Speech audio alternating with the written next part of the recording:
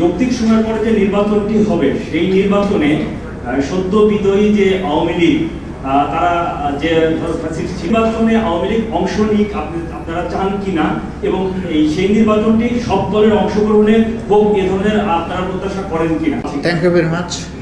আপনি দুটো জিনিস নিচ্ছেন যে আওয়ামী লীগ তাদের শাসন আমলে অনেকগুলা অপকর্ম করেছে, সেগুলোর বিচারের একটা প্রক্রিয়া চলছে বা শুরু হয়েছে, সেটা কি হবে।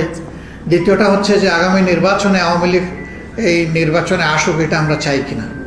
আমি এর আগেও বলেছি যে দেখেন, আওয়ামী লীগের হাতে ক্ষমতায় আসার পরে তারা 2009 সালের 10 জানুয়ারি ক্ষমতায় এসেছেন। ওটা যেভাবেই আসুন তারা এসেছেন। এরপরে 14, 18, 24 তিনটা নির্বাচন হয়েছে। আদৌ কি এটা নির্বাচন হয়েছে? তারা কি একটা নির্বাচন চেয়েছিলেন? তারা নির্বাচন চাননি, তারা ক্ষমতায় থাকতে চেয়েছেন। এই জন্য ক্ষমতায় থাকার জন্য যা কিছু দরকার সেটাই তারা করেছেন। তো তারা নিজেরাই যদি নির্বাচন চেয়ে না থাকেন, তো আওয়ামী লীগের উপর আমরা নির্বাচন চাপাই দিলে এটা তাদের উপরে জুলুম হবে কিনা।